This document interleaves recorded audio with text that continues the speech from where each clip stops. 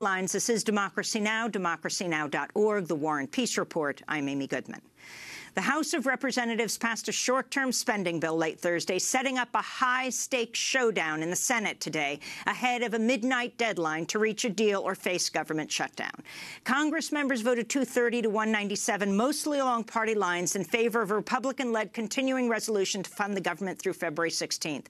In the Senate, many Democrats have said they'll vote against a bill that fails to protect young dreamers, DACA recipients, undocumented immigrants who were brought to the U.S. as children. This is Senate Majority Leader Mitch McConnell. They want a sensible compromise on immigration. But they cannot, Madam President, for the life of them, understand why some senators would hold the entire country hostage until we arrive at a solution to a problem that doesn't fully materialize until March. Military families, veterans, and children benefiting from the S-chip program don't need to be shoved aside. Don't need to be shoved aside while we continue good faith negotiations. 100 DACA recipients lose their status every day, while the debate over immigration could force a U.S. government shutdown. Our next guest argues migrants and refugees are a key political crisis worldwide. United Nations Refugee Agency's most recent annual report says the number of displaced people worldwide has hit a record high, with more than 65 million people forcibly displaced from their homes across the globe. That's 20 people forced to flee their homes every single minute. These refugees often face deadly journeys to reach safety. Last week, humanitarian groups said dozens of refugees drowned when their boat sank off the coast of Libya en route to Europe. This week, the Arizona humanitarian group No More Deaths accused U.S. Border Patrol agents of routinely sabotaging or confiscating humanitarian aid left by activists near the border with Mexico, condemning some Mexican and Central American refugees to die of exposure or dehydration in the Sonoran Desert. As the humanitarian crisis grows, many nations, particularly the United States, are limiting immigration, closing their borders.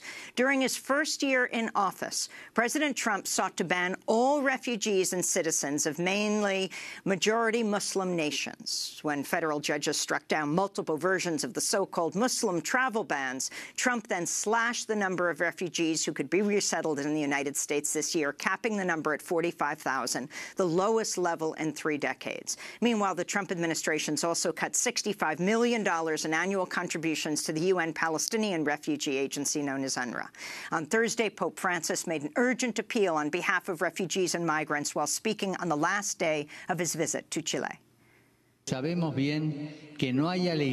We know well that there is no Christian joy when doors are closed. There is no Christian joy when others are made to feel unwanted, when there is no room for them in our midst.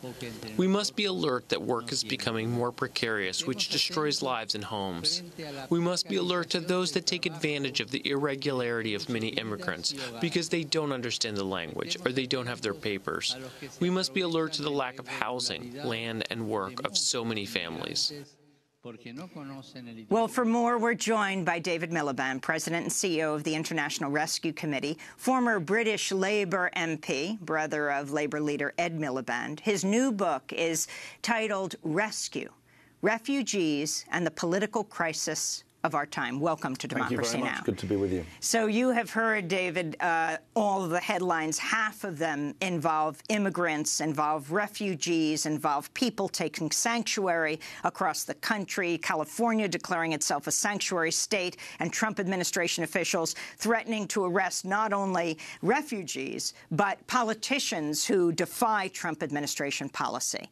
This is the anniversary of President Trump's inauguration. What is your assessment of his approach to immigrants in this country? Well, issues of refugees and immigration have always been matters of politics as well as policy, and there's a lot of confusion. One of the points in my book is that a refugee is someone who flees their home as a result of conflict or persecution. An economic migrant is someone who's seeking a better life. It's not that one is good and the other is bad, but they're different. And I think the way I would summarize the approach of the Trump administration is really a reversal of the best of American history. It's not that throughout the ages America has always made itself open to refugees and immigrants from around the world because there have been dark periods of American history. But the best of the American approach, both in respect of immigration and in respect of refugees, and we should talk about the difference between them, but the best of American history has established this country as a haven for those who are seeking not just a place of safety from persecution, but also a chance to start a new life and contribute to the society that they are arriving in. And what the president has done, you referred, just to give you one example, to the fact that the president has halved the number of refugees who should be allowed to come to the US from the 90,000 a year that have been allowed since the 1980s, since Ronald Reagan's time, to just 45,000. But actually the truth is that the administration that is putting that into practice is not delivering 45,000 refugees this year. It's going to deliver about 20,000. So you've actually seeing, because of the actions of the Department of Homeland Security, a quartering of America's historic commitment to refugees at a time when there are record numbers of refugees around the world. And this is significant both for those individual cases and for the lesson it sets elsewhere in the world, because the truth is a country like America has 1% of the world's refugees. Countries like Ethiopia, Pakistan, Lebanon, Jordan, they have the most refugees in the world. And I think that there's an issue of substance, but also an issue of symbolism at stake here. I want to step back for a minute. Why you care so much about the issue of migrants, of refugees, of immigrants. Talk about your own family background. Yeah, I mean, maybe people have an image of a refugee that doesn't summon up someone with a blue shirt and a red tie on, but speaking with a British accent. But I was born in safety in the UK in 1965, but both my parents were refugees. From my dad from Belgium, from Nazi-occupied Belgium in 1940. My mum survived the war in Poland, came to the UK as a refugee in 1946. So I don't want to exaggerate the sense in which today's crisis is a parallel of previous crises, but there are very similar issues. And the most fundamental issue is whether those who are not persecuted have a duty to those who are. I call it the duty to strangers. And it seems to me that the best lessons of human history are that when the duty to strangers is exhibited, it builds not just a more moral planet, but also a safer planet. And what we're seeing today, ironically, in a world that's more connected than ever before, is that it's a world that's, the danger is it's defined by walls, not by connections. And I think that goes to the heart of the political crisis as well as the policy crisis that exists at the moment. How would you characterize President Trump's policies? I mean, you were born in Britain, but you now work here in New York. Yeah, and you head the International people don't know Rescue this, but the International Rescue Committee was founded by Albert Einstein, one of the most famous refugees in this city, never mind this country, in some ways an emblem of what refugees can bring. So I now lived and worked in the US over the last 4 years, and I think that global leadership has been abandoned, or in Richard House's words, abdicated. The sense that America established itself not with a high moral tone, but with a set of principles and values that would be enshrined not just constitutionally and legally, but also in policies, that has been abandoned. And I think that the question facing the country is whether or not that is going to be consolidated in the next 3 years, or whether it can be reversed. Because the truth is that if you carry on reducing the number of refugees who are allowed here at the current rate, if plans to reduce the international aid budget are followed through, then there'll be a double whammy, really, on the world's most vulnerable people.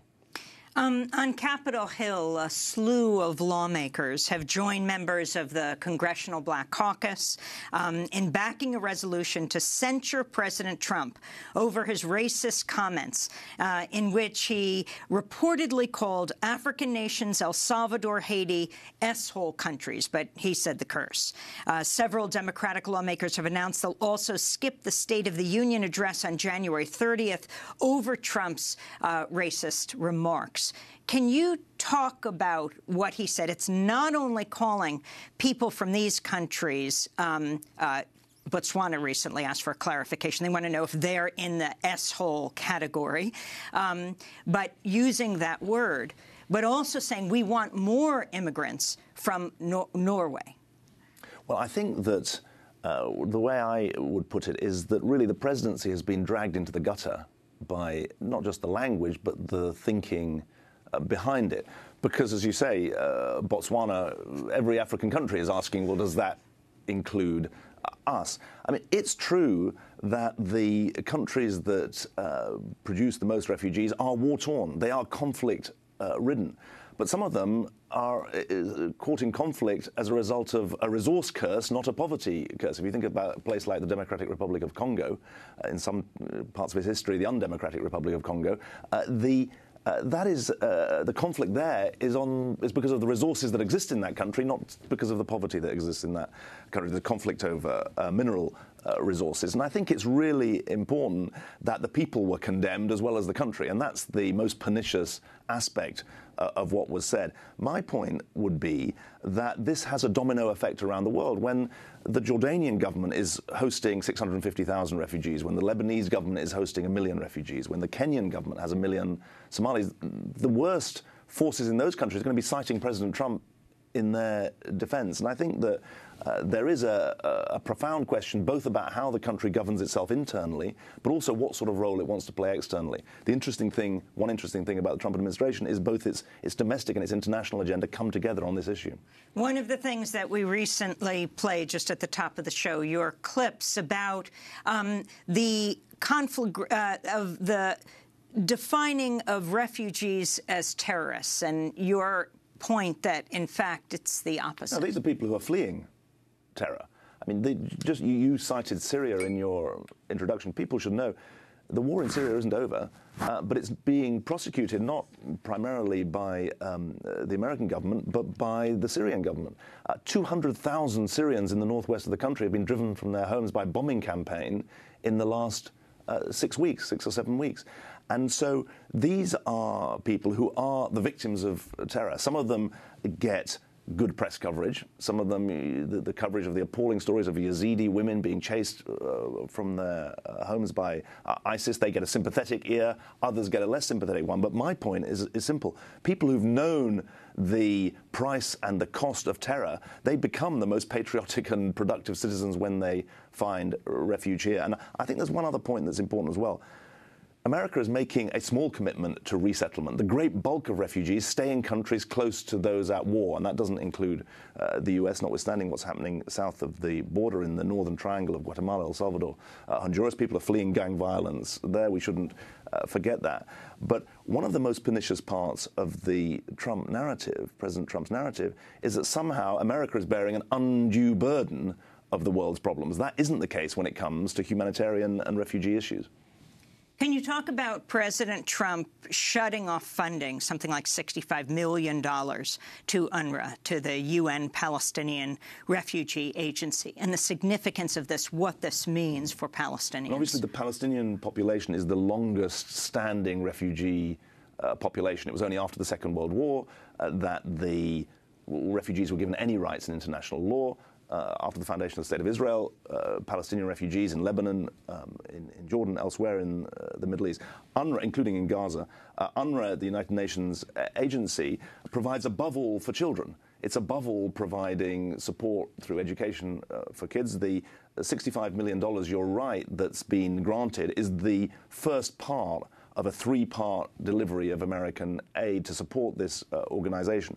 And it seems to me very important that we don't lose sight of the people on the receiving end of this. You have 1.8 million people in Gaza, half of them are children. You've got Palestinian refugees elsewhere in the region. And the message that's being sent is a rejection to them and their condition. And it seems to me it goes to the heart of what the country should be standing for. And at a time when the UN is needed more than ever before, the last thing that the UN needs is one of its most effective programs to have the rug pulled from under it. I wanted to go to a Gaza resident. They're saying that soon they could starve unless international donors step up to fill the funding gap left by President Trump. We will be lost. It will be a catastrophe. People will be stealing from each other. We will live in a catastrophe. We will suffer to provide food and wheat. People will kill each other. What should I do? Should I go sell one of my kids or sell my kidney?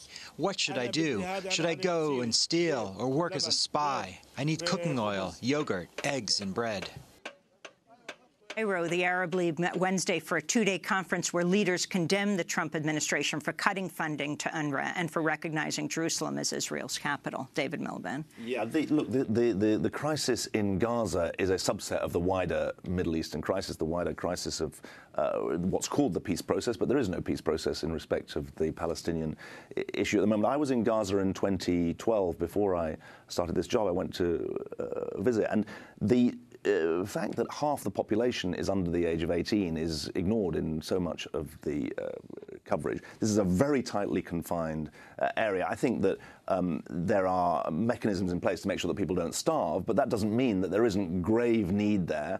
And also, frankly, grave danger of radicalization, because for the first time there are now reports of ISIS organizing in Gaza, and the equation between immiseration and extremism is well documented. And so both for moral reasons and for strategic reasons, I think this is a misbegotten policy. Talk about what you think is the solution to the refugee crisis. Good. I'm glad to get a chance at that, because it's easy to spend all the time thinking 65 million people displaced by conflict and persecution. They're displaced for an average of 10 years. Half of them are in urban areas. And one could almost think that there's just endless suffering and no solutions.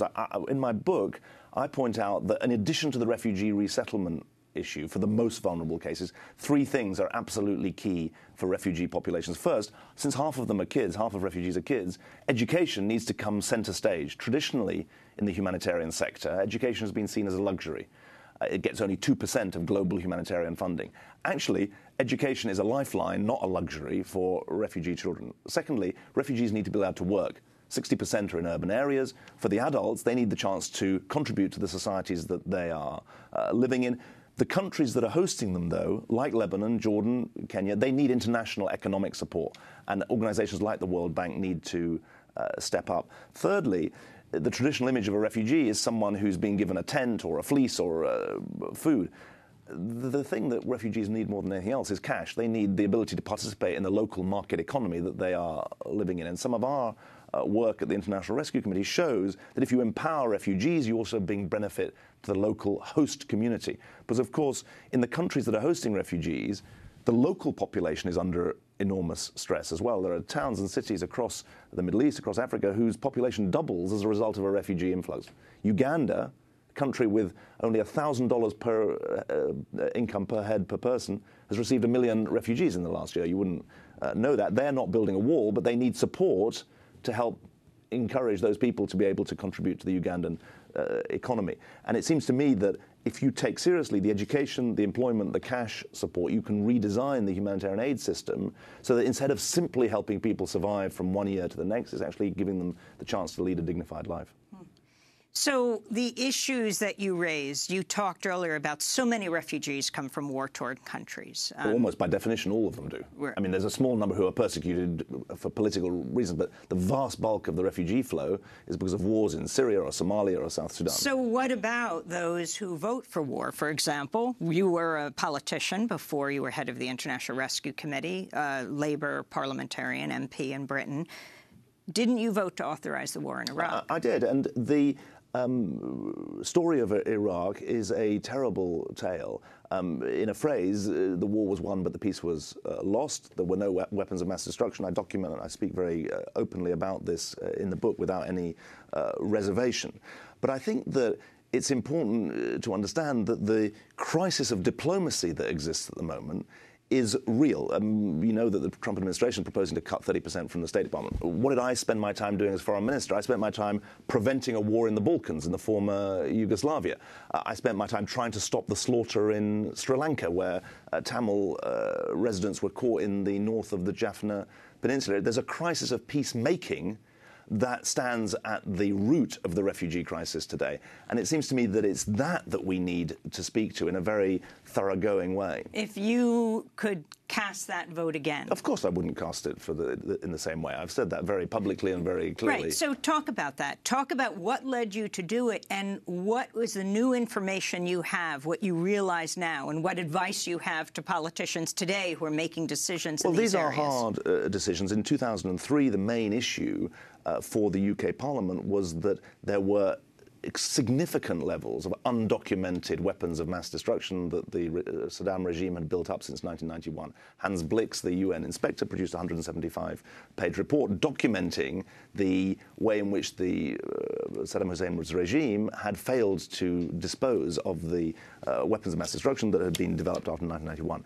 Everyone thought they were there. It turned out they weren't there. So the heart of the mistake was in respect of that criteria. I think there's a wider point too, though, which is that the war in Afghanistan was not over in 2003, and it's still not over today. And it seems to me that there has been a real political failure, both in Afghanistan and in Iraq, in developing institutions that are credible and legitimate institutions for the sharing of political power. And the biggest lesson I draw from the last 20 years is that countries that establish legitimate and credible systems for sharing political power, even in a fragile context, so Lebanon would be a good example. Every Lebanese community has a stake in the government. There's not been a census since 1931.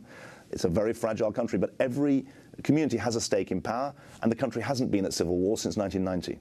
The countries that don't establish credible institutions for sharing power, Afghanistan, Iraq, those are the ones that fall into failed states. But would you say that the greatest driver of the refugee crisis, these wars, the longest war in U.S. history, Afghanistan and Iraq, are really what broke the Middle East?